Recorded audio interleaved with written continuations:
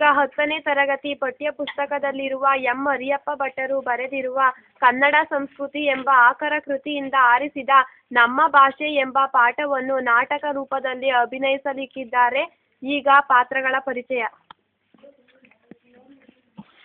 ಸುಖಾನಂದ ಶಾಸ್ತ್ರಿಯ ಪಾತ್ರದಲ್ಲಿ ಹರೀಶ್ MV, ಮಲ್ಲೇಶನ ಪಾತ್ರದಲ್ಲಿ ಮಹೇಶ್, ಪ್ರಕಾಶನ ಪಾತ್ರದಲ್ಲಿ ದೊರೆಸ್ವಾಮಿ, ಧರಣೇಂದ್ರನ ಪಾತ್ರದಲ್ಲಿ ದರ್ಶನ್, ಮಹಮ್ಮದನ ಪಾತ್ರದಲ್ಲಿ ನಯಾಜ್, ಜಾನ್ನ ಪಾತ್ರದಲ್ಲಿ ಪ್ರವೀಣ್ ರಾಜೆ ಅರಸ್. ಈಗ ನೋಡಿ ರಾಜಲಕ್ಷ್ಮಿ ಪಾತ್ರದಲ್ಲಿ ಮನುಶ್ರೀ ML, ಪೂರ್ವಿಕನ ಪಾತ್ರದಲ್ಲಿ ಗಾಯತ್ರಿ HK. ಈಗ ನೋಡಿ ನಾಟಕ ನಮ್ಮ ಭಾಷೆ. ಸಂಜೆಯ ಹೊತ್ತು 12 ದಿನಗಳಲ್ಲಿ ನಡೆಯಲಿರುವ ಕನ್ನಡ ರಾಜ್ಯೋತ್ಸವ ಕಾರ್ಯಕ್ರಮಕ್ಕೆ ಎಲ್ಲ ಸಿದ್ಧತೆಗಳನ್ನು ನಡೆಸುತ್ತಿದ್ದಾರೆ. ಆಯಾಸಗೊಂಡ ಕಬಕ ಗ್ರಾಮದ ಯುವಕ ಯುವತಿಯರು ವಿಶ್ರಾಂತಿ ಪಡೆಯುತ್ತಾ ಸುಖಾನಂದ ಶಾಸ್ತ್ರಿಗಳ ಜೊತೆ ಮಾತುಕತೆ ನಡೆಸುತ್ತಿದ್ದಾರೆ.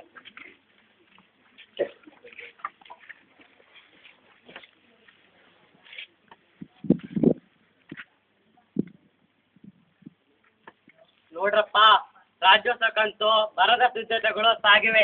ನಿಮ್ಮ ಭಾಷಾಭಿಮಾನವನ್ನು ಮೆಚ್ಚಲೇಬೇಕು. ಸ್ವಾಮಿ, ನಮ್ಮ ಭಾಷೆಯ ಬೆಳವಣಿಗೆಗೆ ನಾವೇ ಕಾರಣವಲ್ಲವೇ? ನಮ್ಮ ತಾಯಿಗೆ ಉಪವಾಸ ಹಾಕಿ ನೆರೆಮನೆಯವರಿಗೆ ಊಟ ಹಾಕಿದರೆ ನ್ಯಾಯವೇ? ಈ ಬಾರಿಯ ರಾಜ್ಯೋತ್ಸವವನ್ನು ಭರ್ಜರಿಯಾಗಿ ಮಾಡೋಣ. ಸ್ವಾಮಿ, ಈ ಭಾಷೆಯ ಉಪಯೋಗವೇನು? ನೋಡು ಧರಣೇಂದ್ರ, ನಮ್ಮ ಸುತ್ತಮುತ್ತಲಿನವರೊಡನೆ ವ್ಯವಹರಿಸುವುದಕ್ಕೆ ಹಾಗೂ ವಿಚಾರ ವಿನಿಮಯ ಮಾಡುವುದಕ್ಕೆ ಒಂದು ಅಮೂಲ್ಯ ಸಾಧನವೇ ಭಾಷೆ. ಈ ಭಾಷೆ ಇಲ್ಲ ಅಂದ್ರೆ ನಮಗೂ ಹಾಗೂ ಪ್ರಾಣಿಗಳಿಗೂ ಯಾವುದೇ ವ್ಯತ್ಯಾಸವಿಲ್ಲ. ಸ್ವಾಮಿ, ಪ್ರಾಣಿಗಳಲ್ಲಿ ದೊಡ್ಡ ಪ್ರಾಣಿಯನ್ನು ನೋಡಿ ಚಿಕ್ಕ ಪ್ರಾಣಿಯು ಕಲಿಯುತ್ತದೆ ಅಲ್ವೇ? ಹಾಗೆ ಏನನ್ನು ತಿನ್ನಬೇಕು, ಹೇಗೆ ಇರಬೇಕು ಎಂಬುದು ತಿಳಿಸಿಕೊಡುತ್ತದೆ ಅಲ್ವೇ ಸ್ವಾಮಿ? ಹೌದು ಮಹಮ್ಮದ್, ನೀನು ಹೇಳುವುದು ಸರಿಯಾಗಿದೆ. ಆದರೆ ನೀನು ಹೇಳುತ್ತದೆ ಮನುಷ್ಯನ ಜೀವನ ಅಲ್ಲಿಗೆ ನಿಲ್ಲುವುದಿಲ್ಲ. ನಮ್ಮ ಹಿರಿಯರ ಜ್ಞಾನಭವನಗಳನ್ನು ಸಾರ ಸರ್ವಸ್ವವನ್ನು ಉಳಿಸಿಕೊಂಡು ಬೆಳೆಸಿಕೊಂಡು ಬರಬೇಕಾದರೆ ಇದಕ್ಕೆ ಕಾರಣ ಭಾಷೆ. ಈ ಭಾಷೆಯಿಂದ ನಮ್ಮ ಹಿರಿಯರು ರಚಿಸಿದ ವೇದ ಗ್ರಂಥಗಳು ಇಂದಿಗೂ ಉಳಿದುಕೊಂಡಿವೆ. ಸುಖಾನಂದ ಶಾಸ್ತ್ರಿಗಳಿಗೆ ನಮಸ್ಕಾರಗಳು. ನಮಸ್ಕಾರ. ನೋಡ್ರಪ್ಪ, ಇವನೊಬ್ಬೆ ನನ್ನ ಹೆಸರಲ್ಲಿ ಕರೆಯೋದು. ಪರವಾಗಿಲ್ಲ, ಕುತ್ಕೋ. ಏನೋ ಚರ್ಚೆ ಮಾಡ್ತಾ ಇದ್ದಾಗಿತ್ತು.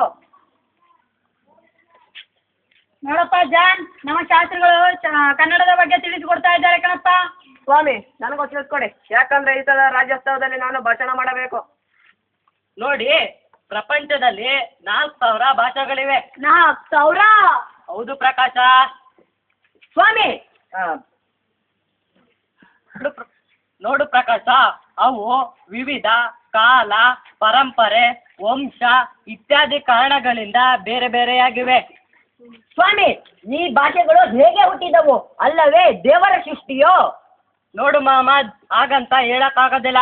ಇದು ದೇವರ ಸೃಷ್ಟಿ ಅಲ್ಲ, ಎಲ್ಲವೂ ಮನುಷ್ಯನ ಪ್ರಯತ್ನದ ಫಲ. ಸ್ವಾಮಿ, ಇಡೀ ವಿಶ್ವದ ಭಾಷೆಯನ್ನು ಎಷ್ಟು ಭಾಗ ಮಾಡಬಹುದು? ನೋಡು ಧರಣೇಂದ್ರ, ಬೇರೆ ಬೇರೆ ವಿದ್ವಾಂಸರುಗಳು ಬೇರೆ ಬೇರೆ ರೀತಿಯಾಗಿ ವಿಭಾಗ ಮಾಡಿದ್ದಾರೆ. ಆದರೆ ನನಗೆ ತಿಳಿದ ಮಟ್ಟಿದ ಹಾಗೆ ಭಾಷೆಗಳನ್ನು 2 ವಿಭಾಗ ಮಾಡಬಹುದು. ಒಂದು ಗ್ರಾಂಥಿಕ, ಇನ್ನೊಂದು ವ್ಯಾವಹಾರಿಕ ಎಂದು. ಸ್ವಾಮಿ, ವ್ಯಾವಹಾರಿಕ ಭಾಷೆ ಎಂದರೆ ಜನರು ಮಾತನಾಡುವ ಭಾಷೆ ಅಲ್ವಾ ಸ್ವಾಮಿ? ನೋಡ್ರು, ಜಾನ್ ಎಷ್ಟೊಂದು ಮುಂದುವರೆದಿದ್ದಾನೆ. Thank you. ಓಹೋ, ಇಂಗ್ಲೆಂಡಿಂದ ಎಲ್ಲ ಬಂದ ಹಾಗಿದೆ. ಹಾಗಾದರೆ ಇಂಗ್ಲಿಷ್ ಸಹ ಯಾವ ಭಾಷೆ? ಇಂಗ್ಲಿಷ್ ಸಹ ಒಂದು ವ್ಯಾವಹಾರಿಕ ಭಾಷೆ. ವ್ಯಾವಹಾರಿಕವೆಂದರೆ ಜೀವಂತ ಭಾಷೆ. ಅದರಲ್ಲಿ ಜನ ಮಾತನಾಡುತ್ತಾರೆ ಮತ್ತು ವ್ಯವಹರಿಸುತ್ತಾರೆ. ಉದಾಹರಣೆಗೆ ಕನ್ನಡ, ತಮಿಳು, ತೆಲುಗು ಇತ್ಯಾದಿ. ಅಭಿವೃದ್ಧಿ ಹೊಂದಿ ಗ್ರಂಥ ರಚನೆಯಲ್ಲಿ ಉಪಯೋಗವಾದ ಭಾಷೆಯೇ ಗ್ರಾಂಥಿಕ ಭಾಷೆ. ಉದಾಹರಣೆಗೆ ಕನ್ನಡ, ಸಂಸ್ಕೃತ, ಇಂಗ್ಲಿಷ್ ಇದಕ್ಕೆ ಉದಾಹರಣೆಗಳಾಗಿವೆ ಅಲ್ವೇ ಗುರುಗಳೇ? ಪೂರ್ವಿಕಾ, ನೀನು ಇಷ್ಟೊಂದು ವಿಷಯಗಳನ್ನೆಲ್ಲ ಎಲ್ಲಿಂದ ತಿಳ್ಕೊಂಡೆ? ಅದನ್ನು ನಾನು ಎಂ ಮರಿಯಪ್ಪ ಭಟ್ಟರು ಬರೆದಿರುವ ಕನ್ನಡ ಸಂಸ್ಕೃತಿ ಎಂಬ ಕೃತಿಯನ್ನು ಓದಿ ತಿಳಿದುಕೊಂಡೆ ಗುರುಗಳೇ. ಕಾಪಿ ಪರಿಹಾರ ಬಲ ಸಂಜೆ ಬರ್ತಾರೆ. 1 ಹೊತ್ತು 10 ನಿಮಿಷ ಉಂಟುಲೆ. ಸ್ವಾಮಿ,